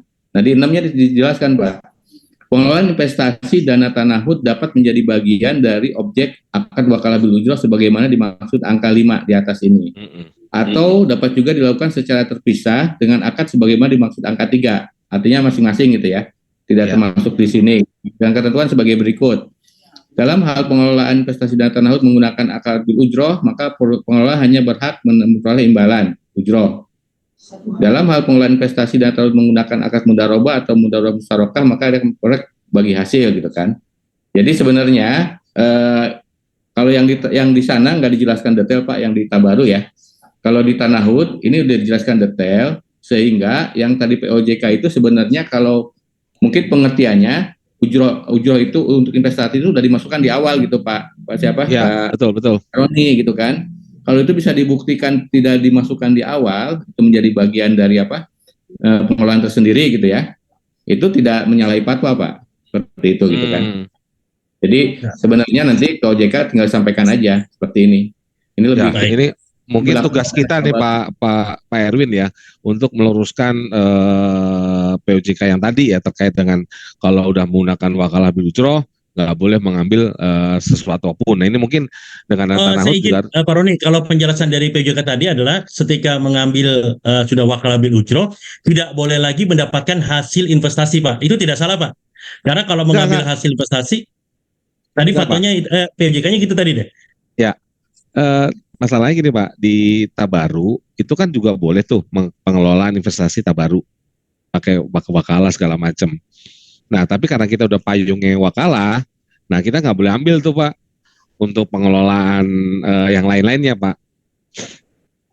Kalau nanti kita inflasi diskusi. sih memang biasanya sih iya gitu. Tapi oke, kalau tapi mau klarifikasi dari Pak Agus sih Pak. Karena kalau sependek pengetahuan saya atau kami waktu dulu di praktis itu ketika sudah di awal menggunakan wakalah bil ujroh maka di depan kita sudah ambil, maka hasil apapun dari investasi tidak kita catat sebagai pembukuan di kekuatan perusahaan, kecuali nanti ada surplusnya baru bisa dibagikan sesuai dengan akad yang sudah disepakati di awal. Mohon dikoreksi dulu Pak Agus. Ya, jadi dari yang akad fatwa tabaru itu emang ada pemahaman seperti itu Pak Erwin. Ada dua pemahaman. Ya. Ada dua pemahaman. Ada yang mengatakan bahwa tadi kalau udah akad bil ujroh di depan, termasuk investasinya itu di depan gitu Pak Erwin. Kalau itu pemahaman seperti itu, emang dia nggak boleh lagi ngambil di belakang karena untuk pengelolaan investasinya sudah di situ. Tapi kalau dideklar bahwa investasi itu tidak dimasukkan ke dalam wakalah bil ujroh yang awal, itu dipisah, gitu kan? Itu dibolehkan karena di poin berikutnya itu untuk pengelolaan dana tabaru boleh menggunakan akad wakalah bil ujroh, mudharabah dan mudharabah musyarakah gitu kan. Nah ini karena ini jadi putus ya? Nggak kedengeran ya? Pak, aman saya Pak. Ya, di saya aman Pak. Aman ya Pak Erwin ya? Ya. Oke. Jadi karena itu ada opsi seperti itu, maka di fatwa Tanahut yang baru ini kita perjelas itu Pak Erwin. Kita perjelas gitu ya, sehingga nanti semuanya akan mengikuti bahwa Tanahut maupun tabaru. Kalau misalnya investasi, memang agak beda antara jiwa dengan kerugian Pak Erwin. Kalau kerugian kan memang nggak ada dana peserta, nggak ada dana ini ya. Jadi biasanya ujrohnya sekaligus aja di mana di depan lah gitu ya, seperti itu. Tapi kalau jiwa kan ada dana akumulasi yang besar gitu ya. Kalau itu lebih nyamannya nanti diambilnya itu ketika mengelola itu aja, bukan di depan gitu ya. Seperti itu biasanya dua hal yang berbeda. Nah, jadi teman-teman di jiwa biasanya dipisahkan investasi nggak di depan, ya nanti di mana di belakang aja. Gitu. Tapi konsep dasarnya boleh ya Pak, di depan ambil wakalah, lalu di belakang ambil mudharabah, boleh ya Pak? Dua-duanya boleh berjalan ya Pak? Kalau wakalah bil ujroh di depan, kalau udah pakai enggak untuk dana investasi peserta Pak, artinya udah wakalah dan juga pakai mudharabah gitu. Itu logikanya Pak Erwin, kalau udah wakalah di depan bil ujroh itu ketika investasi pakai mudharabah, itu berarti dia nggak ngambil dari sini Pak Erwin. Oke, ya. Dia ngambilnya dengan mudharabah gitu ya. Ya Pak, baik Pak. Logika ininya. Siap. Baik, clear Pak, baik Pak. Ada lagi penjelasan atau dari Pak Roni tadi tanggapan dari Pak Agus tadi. Jadi kelihatannya betul ya Pak, kita perlu minta penjelasan lebih dalam ya Pak, karena mumpung POJK 69 juga akan dirubah, kemudian POJK 72 juga akan mengalami perubahan seiring dengan rencana penerapan IFRS 17 kepada PSAK 108. Jadi saya kira nanti ke depan akan ada perubahan-perubahan penyesuaian terhadap pencatatan keuangan akuntansi. Nah, sekalian juga barangkali izin memberikan kembali penegasan kepada rekan-rekan semuanya, Bapak dan Ibu sekalian, bahwa di industri asuransi syariah tidak berlaku PSAK 74. Ini sudah dikeluarkan statement juga dari DSAS IAI. Lalu bagaimana perusahaan asuransi syariah? Ya masih pakai PSAK 108 yang masih berlaku sampai saat ini. Jadi nggak usah khawatir, Bapak dan Ibu, rekan-rekan semua, kekhawatiran terhadap IFRS 17 sampai saat ini, sampai dengan 1 Januari 2025 itu belum ada pengaturan khusus bagi asuransi syariah. Jadi masih tetap menggunakan pencatatan yang lama. Baik, ini ada satu pertanyaan dari Ibu Wuri dari Generali. Apakah boleh perusahaan memberikan hibah tabaru atau tanahut di awal kontrak, bukan kord karena defisit? Gimana nih Pak Gus? Ya kalau dari fatwa sih artinya kan ngasih hibah boleh-boleh aja gitu ya. Paling dari OJK aja nanti yang mengatur. Kalau mau ngasih hadiah kapan pun boleh Pak Gus ya. Kebaikan gitu ya. Iya. Mungkin nanti tinggal apakah kalau di fatwanya emang kan disebutkan kalau itu defisit ya. Ketika defisit emang kan keperluannya itu ketika defisit gitu kan, seperti itu gitu kan. Jadi emang tidak membebani perusahaan juga gitu ya. Itu untuk apa? Untuk mengeluarkan dana di awal lah gitu ya. Seperti itu. Jadi kalau secara umum gitu kan, itu dan secara fatwa itu emang dikaitkan dengan ketika terjadi defisit. Artinya ada keperluan lah, ada keperluan dari dana tabaru atau tanahut untuk menjaga solvabilitasnya gitu kan. Itu Bu Wuri ya, seperti itu gitu kan. Nah, mungkin yang jadi bahasan nanti Pak Erwin, Pak Roni dan yang lain-lain ketika hibah itu apakah sebatas solvabilitas atau boleh lebih gitu. Dia pengen sehingga RBC-nya bisa apa? Bisa melonjak tinggi gitu ya. Seperti itu. Itu juga setahu saya, pengalaman saya di industri, ketika ada yang seperti itu OJK suruh kembaliin tuh Pak. Pengalaman saya ya. Ya, Apa, baik. berlebihan lah gitu kan namanya gitu kan. Yang penting sehat dulu Pak sebenarnya Pak. Ya. Pak Agus, saya ada satu pertanyaan yang agak menggelitik nih Pak. Ini kan kita katakanlah data nahun ini kan belum pernah ada ya Pak ya, di prakteknya di industri. Kalau sudah ada, lalu ternyata misalkan perusahaan tersebut atau unit syariah tersebut mengambil opsi pengalihan portofolio, berarti perlakuannya sama seperti dana tabaru ya Pak? Tidak Ya, untuk sama. dijual belikan ya Pak?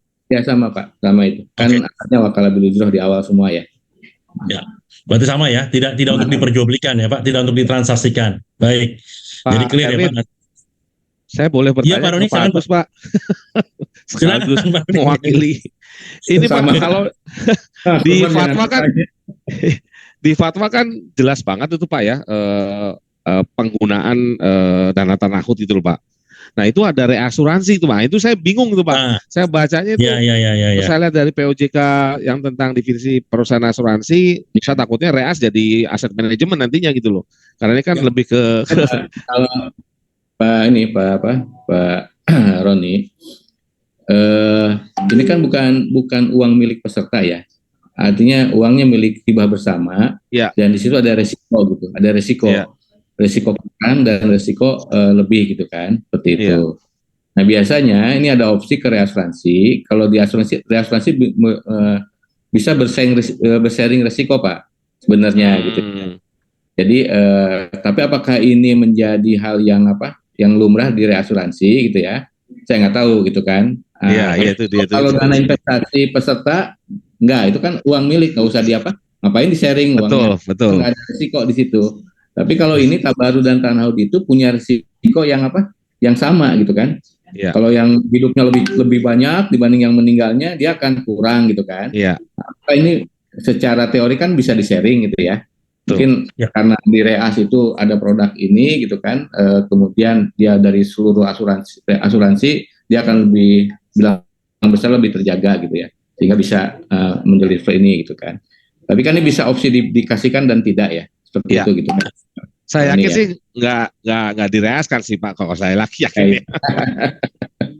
Baik. Daripada nanti buat lagi Pak Roni. Iya siap. Nah itu menambahkan lagi Pak Roni, barangkali kalau seandainya di kacamata perusahaan reasuransi atau rekafal atau retanahut ya Pak, Peluang ini akan menjadi satu jadi isu tersendiri Pak, karena ketika ada tabarunya sehat, tetapi tanahutnya tidak sehat, maka dia tetap kena catatan RBC Pak. Nah, jadi terpisah nantinya nih. Jadi yang tanah tabarunya mungkin sehat atau kebalikan, tanahutnya sehat lalu tabarunya tidak sehat, berarti kan nih jadi harus jaga banyak telur. Apalagi rekafalannya nggak cukup. Nah, jadi nggak imbang nanti nih. Jadi ada 3 buku nanti kalau memang reasuransi syariah di Indonesia masuk ke dalam bisnis ini. Saat ini aja rekafal aja belum nyampur, masih nyampur. Jadi bayar klaim aja masih pakai dana tabaru di reasuransi, kan kacau kan? Ini kan masih akan kita benahi, termasuk dari DSIS sudah menjadi catatan harusnya dipisahkan, karena di pembukuan reasuransi sepertinya saya belum melihat adanya dana yang disiapkan untuk pembayaran klaim kafalah, tapi semuanya masih pakai masih pakai dana tabaru nih dari seeding. Nah ini kan jadi satu isu yang menarik ya, bayar klaim kafalah tapi pakai itu kita siapkan kalau nggak dalam bentuk kalimat nanti fatwa. Karena itu kan agak berbeda ya. Kalau kapalah rekap, nah jadi gini, sekalian dijelaskan ke teman-teman. Kapalah itu kan penjaminan itu kan bukan 2 pihak Pak, ada 3 pihak. Ya Pak. Ya kan, ada 3 pihak gitu kan, di mana ada peserta, ada penjamin dan ada yang penjamin gitu ya. Nah, ketika dia rekapalah itu siapa sama siapa gitu. Kalau hanya 2 itu jadi isu syariah antara perusahaan penjamin dengan reasuransi gitu ya. Hanya 2 gitu kan. Itu masalah, nggak terpenuhi. Pihak ketiganya siapa gitu kan yang menjamin. Nah jadi kalau kota kafal itu clear secara, artinya kalau itu bareng-bareng penjaminnya ada banyak sejajar gitu ya. Kalau rekapalah itu yang jadi isu syariah Pak. Itu yang lagi dikaji oleh DSN. Seperti itu. Satu. Yang kedua, apakah di satu sisi ini dengan kapalah, kemudian perusahaan menjamin ke reasuransi dengan Tabaru itu dibolehkan atau tidak gitu ya? Itu kan satu. Sekarang kejadiannya kan seperti itu Pak Erwin yang Pak Erwin sampaikan tadi. Ya. Nah harusnya kan enggak, harusnya kan kalau ya karena perhitungannya beda ya Pak. Ya, betul Pak. Aktuaris itu perhitungannya beda. Kenapa rate-nya bisa rendah? Karena ada jaminan Pak. Itu hanya talangan ya, aja. Betul, Pak. Ya Pak, betul Pak. Ya, ada subrogasi ya Pak, ada subrogasinya. Kalau ada subrogasi, nah jebol Pak nanti apa? Betul. Nah ini kan prakteknya yang agak kurang nanti apa ini walaupun agak terpisah dari industri, tapi kan praktek kafala itu kan sebagian besar, mohon koreksi kalau saya salah, kafalanya tapi tidak ada jaminan Pak, atau tidak ada subrogasi. Nah ini kan juga agak melenceng, jadinya masuk ke industri asuransi atau wakalah ya Pak. Tapi ini agak melenceng dari pembahasan kita di pagi hari ini Pak. Ini sebentar, tadi kayaknya masih ada satu pertanyaan lagi dari ini. Kita lanjutkan dulu ya Pak pertanyaannya Pak, dari Bapak M. Adiarman Hasan dari Afris. Izin bertanya Pak Agus, apabila nantinya dana tanah HUT masih ada secara aset, namun seluruh polis dalam produk dengan dana tanah HUT sudah jatuh tempo, maka apakah dapat dihibahkan ke dana Tabaru? Nah ini kebalik nih Pak. Gimana nih Pak? Pak Erwin atau saya ya yang kedengeran? Clear Pak, jelas sekali Pak. Saya ulang ya Pak. Atau Bapak bisa ini di chat room ada pertanyaan Pak dari Bapak Adiarman Hasan. Apabila ini mungkin kasusnya seperti apa Pak ya? Artinya apakah dia mau pengalihan portofolio atau kan artinya kalau dari segi produk kan akan ada terus ya? Artinya kita izinkan aja ya Pak Adiarman Hasan boleh untuk on cam yang Bapak Pak Adiarman Hasan dari Afris. Ya. Boleh on cam, silakan Pak. Assalamualaikum warahmatullahi wabarakatuh. Ya, izin Pak. Ya, kita ketahui gitu ya, ini kan sesuatu hal yang baru untuk industri gitu ya, untuk produk asuransi jiwa dwiguna gitu Pak. Cuman terkadang itu perusahaan mendesain produk tidak selalu liabilitasnya dengan jangka panjang. Mungkin bisa jadi short term gitu ya Pak ya. Bisa 5 tahun atau 10 tahun gitu. Misalkan perusahaan andai kata itu aset kita bentuk gitu Pak ya, itu kan terpisah dari dana Tabaru dan dana perusahaan. Lalu ketika seluruh polis sudah jatuh tempo, namun perusahaan tidak ada rencana lagi untuk mendesain produk serupa gitu Pak ya, aset yang tersisa itu seperti apa gitu Pak? Apakah bisa diakui ke perusahaan kah atau kita alihkan ke dana Tabaru? Mengingat kalau di POJK itu kalau kita lihat dana Tabaru dan dana tanah HUT itu kayak sesuatu hal yang seperti satu kesatuan gitu. Solvabilitasnya pun kayaknya dihitung secara gabungan gitu. Saya kurang ini juga. Terima kasih Pak. Ya kalau dari syariahnya mungkin nanti saya nggak bisa jawab ya karena ini kan belum dimasukkan ke dalam fatwa gitu ya, seperti itu. Jadi nanti ini jadi masukan aja Pak Adi ya. Ya, terima kasih. Masukan saja. Ini kan case-case yang terjadi kalau di luar yang umum ya berarti ya, seperti itu.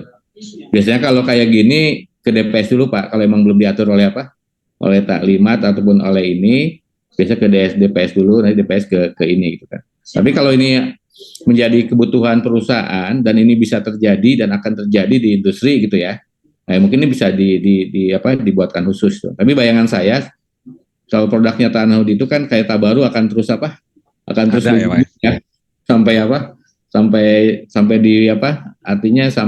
dilepaskan atau ditransfer ke yang lain gitu ya, seperti itu.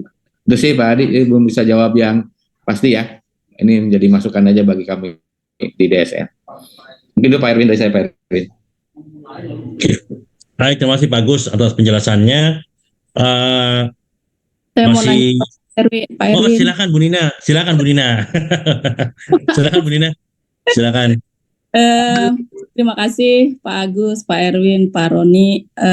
Saya terima kasih dulu ke Pak Agus karena saya termasuk yang berkali-kali menanyakan kapan ini Pak tanah HUT-nya keluar gitu. Itu tadi Bu Nina. Jadi ternyata baru 2 tahun itu belum lama Bu. Ada tadi jadi Pak Agus langsung disclaimer 21 tahun. Jadi kalau 2 tahun itu belum apa-apa. Iya sampai itu aja Bu Nina. Ini Saya sudah yakin Bu Nina bukan cuma Bu Nina di sini karena ada biru yang lain juga. Saya lihat banyak peserta di sini yang hadir Bu, yang dari Kuningan biru Bu. Jadi banyak. Jadi saya kira banyak sama-sama penasaran. Silakan Bu Nina, silakan. Iya, mungkin pertanyaan saya mohon maaf kalau tadi udah dibahas gitu ya karena masih ada meeting lain saya baru join. Pak, jadi Tanah Hut ini nanti bisa diimplement untuk semua produk tradisional ya Pak, misalnya produk kayak telemarketing atau yang lain gitu ya, nggak ada ketentuan-ketentuan spesifik. Yang penting kan memang ini akan digunakan untuk manfaat yang peserta atau pihak yang diasuransikannya masih hidup dan bersifat pasti. Kemudian Tanah Hut sama Tabaru ini kan kalau di draft, bukan di draft ya, di laporan keuangan kan kesehatan keuangannya digabung nih Pak Roni, Pak Erwin. Jadi memang RBC-nya akan digabung ya nanti antara Tabaru sama Tanah Hut. Mungkin ya saya agak ketinggalan kali ya. Nanti apakah nanti akan dibahas juga nanti di PSAK-nya dan segala macamnya. Kemudian Tanah Hut ini kan yang dapat itu kadang ada kriterianya tertentu ya Pak, apakah misalnya kan mestinya gini, kalau Tabaru itu kan memang terkait dengan risiko gitu ya, jadi dapat karena dia kena risiko maka dibantu dengan Tabaru gitu. Nah si Tanah Hut ini apakah memang sepanjang disepakati pokoknya di polis ya sepanjang dia living benefit gitu ya, memenuhi ketentuan masih hidup pada akhir kontrak, maka bisa dapat santunan dari si Tanah Hut ini seperti orang yang pensiun gitu, ataukah memang ada hal-hal lain ya Pak, yang karena kan ini akan di-blend di semua produk, semua channel nih nanti Pak Agus, Pak Roni. Jadi produk apapun yang menggunakan Tanah Hut kan akan dijadiin satu ya dana Tanah Hutnya. Itu apakah memang ada kriteria tertentu atau memang ya udah sepanjang di polis bahwa nanti akan dapat santunan tahapan atau apapun dari dana Tanah Hut, maka itu sudah memenuhi kriteria kesepakatan yang di awal disepakati oleh peserta untuk pemakaian dana Tanah Hut. Ini sekali lagi terima kasih banyak Pak Agus sudah memfasilitasi kebutuhan industri yang memang kita sudah menunggu, dan semoga ini lebih lancar lagi ya nanti untuk di OJK. Saya rasa teman-teman di industri juga udah pada siap-siap nih Pak Erwin untuk untuk implement ini dan segera menyampaikan ke OJK untuk produk-produk menggunakan Tanah Hut. Terima kasih. Assalamualaikum warahmatullahi wabarakatuh. Waalaikumsalam warahmatullahi wabarakatuh. Kalau dari saya ini Pak, Bu Rina udah ya seperti yang tadi sampaikan gitu kan. Batasan-batasan nilai tunai tentunya kebijakan perusahaan ya. Misalnya ketika pengembalian, tapi kalau habis kontrak itu kan emang core-nya fatwa dari ini ya. Jadi manfaat hidup ketika habis perjanjian seperti itu gitu Bu Rina. Jadi syarat-syaratnya itu diserahkan kepada masing-masing seperti syarat usia tentu kan pasti ada ya Bu Rina ya. Itu syarat underwriting-nya itu kembali lagi kepada industri gitu kan. Di fatwa ini enggak seperti itu ya. Itu ya Bu Rina. Mungkin Pak Roni. Oke, saya nambahkan sedikit ya. Kalau di dana Tabaru kan resikonya kan berbeda ya. Ada resiko kematian, resiko kesehatan, dan kadang-kadang di POJK sudah jelas tuh kalau memang itu besar kita harus bikin dana Tabaru yang terpisah sesuai dengan lini bisnisnya misalkan gitu loh. Tapi kalau saya lihat ya, saya pribadi ya, dana Tanah Hut kan hanya untuk hidup ya. Artinya ini homogen gitu loh. Artinya harusnya bisa digunakan untuk yang lainnya, misalkan Anda punya kerjasama dengan produk apapun, tapi karena ini homogen ya, harusnya nggak usah buat Tanah Hut yang berbeda gitu loh. Kalau Tabaru clear, karena ada yang ya contohnya asuransi kesehatan lah ya, ada yang pengen kalau kita kerjasama sama broker, gue kan bawa yang bagus-bagus, gue kan juga pengen dapat surplus, boleh nggak saya create Tanah Tabaru sendiri? Ya itu sah-sah aja karena memang risikonya berbeda. Tapi kalau Tanah Hut ini kan homogen ya, hanya manfaat hidup. Kalau hidup harusnya sih nggak perlu dipisah sih gitu loh. Dan kalau mengikuti solvabilitas sih memang yang ada di POJ cuma DTM MBR ya. Dana Tabaru minimum berbasis risiko gitu loh. Belum ada dana Tanah Hut gitu loh. Masih jadi satu. Tapi nggak tahu ya apakah dengan POJK dengan fatwa ini teman-teman BOJK akan ngikutin terkait untuk menghitung solvabilitas, karena memang harusnya berbeda ya. Yang satu benar resiko yang kita bisa predik berdasarkan morbidity. Nah ini kan terkait dengan investasi ya. Tentunya sih ya feeling saya sih harusnya berbeda sih Pak, Mbak Nina. Itu silakan Pak Erwin, terima kasih. Ya, mungkin tambahan Pak Roni, ini memang yang jadi isu di salah satu kajian itulah ketika perusahaan itu misalnya ini kan masalah jangka panjang ya, masalah atau risiko ini bukan hanya risiko dari tingkat kehidupan tapi juga dari tingkat investasi gitu ya. Ya. Nah, dengan makanya nanti akan jadi siapa yang membatasi gitu ya. Misalnya gini, dengan produk yang sama, satu menggunakan asumsi investasi 5%, yang satu lagi 10%, itu akan jauh berbeda gitu ya. Artinya orang akan mengiur lebih murah dan mendapatkan manfaat lebih tinggi kalau asumsi investasinya tinggi gitu ya. Ya. Kan tapi bahayanya bagi perusahaan dana tanah hutnya bisa tercapai nggak ketika dia realisasi investasinya seperti itu gitu kan. Nah ini juga yang jadi isu. Salah satu isu adalah ketika perusahaan aktuaris itu menggunakan asumsi gitu kan, asumsi investasinya ini itu akan membahayakan dana tanah hut dalam jangka panjang ya, ketika dia menggunakan investasi yang tinggi gitu kan. Itu sih Pak Roni salah satu kajian dari IS waktu itu, yaitu salah satunya. Nanti khawatirnya ini mungkin yang nggak boleh terjadi nih. Saya juga bingung apa sih yang membatasi ini gitu kan, investasi ini. Kalau di industri nanti terjadi saingan di sini gitu kan, ya tadi akan sama lagi gitu Bu Pak Roni ya. Iya. Kejadian di konvensional Pak. Ya itu juga yang mungkin ada semacam himbauan lah gitu ya kepada para perusahaan ya, di situnya tuh nanti di mana di asumsinya itu yang saya melihat itu memang bukan ranahnya DSN juga kan, itu mungkin ranahnya dari OJK lah mungkin ya seperti itu, dan profesi aktuaris lah yang ini ya yang bisa memahami ini gitu kan. Itu sih tambahannya Pak Erwin. Seperti zaman dulu Pak, kan ada ya batasan bunga teknis zaman dulu ya. Kalau rupiah itu 9%, kalau US dollar 5% zaman dulu ya. Apakah itu nanti akan dikenakan juga? Saya juga belum tahu sih. Itu salah satu resiko lah, resiko yang harus dipahami oleh teman-teman industri ya. Industri, betul.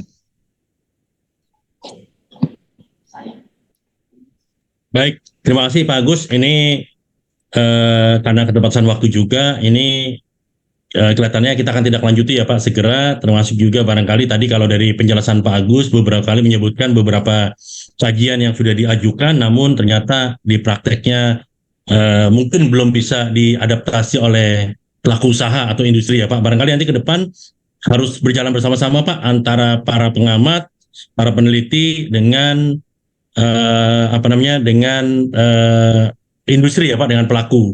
Karena bisa jadi dari para peneliti mungkin melakukannya ibaratnya pure, namun ternyata di prakteknya para perusahaan belum tentu mau menjalankannya gitu Pak. Jadi kelihatannya ke depan masukan kepada DSN juga perlu sama-sama duduk bareng nih Pak. Jadi jangan sampai sayang sekali sudah dikaji panjang-panjang tapi ternyata tidak applicable gitu. Barangkali kayak tadi Bu Nina gitu bertanya, ternyata Pak Agus udah ada landasannya yaitu dari kajian dari tempat lain. Nah ternyata industri belum bisa menerimanya. Jadi kelihatannya untuk ke depan barangkali ini kebetulan bersama-sama kegiatan kita duduk bareng. Ini sini kalau untuk asuransi jiwa ada Pak Roni selaku ketua bidang asuransi jiwa syariah, dan nanti mungkin asuransi umum ada Pak Hendy Siregar dan yang lain-lain. Ini mungkin juga perlu kita kembali duduk bareng.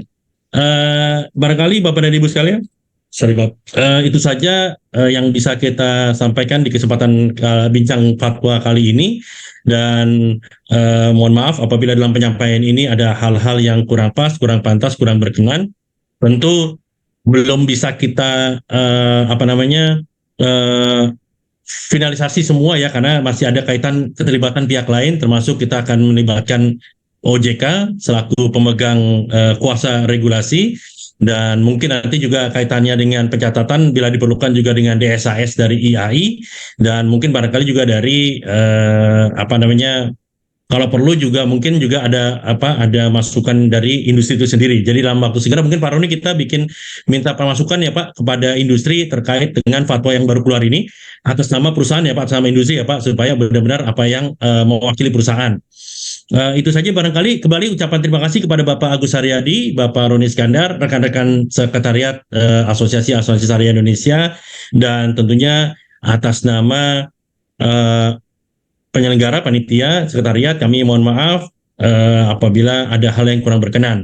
Bagi Bapak dan Ibu rekan-rekan yang akan bergabung dalam kegiatan ASI berikutnya, insya Allah sampai jumpa di bandara di dini hari tanggal berapa? Saya lupa tanggal berapa? 10 November, Bandara Terminal 2. Insya Allah kita akan melakukan tadabbur alam dan juga melakukan sosialisasi ke daerah yang siar, ya kita sebutnya siar gitu ya.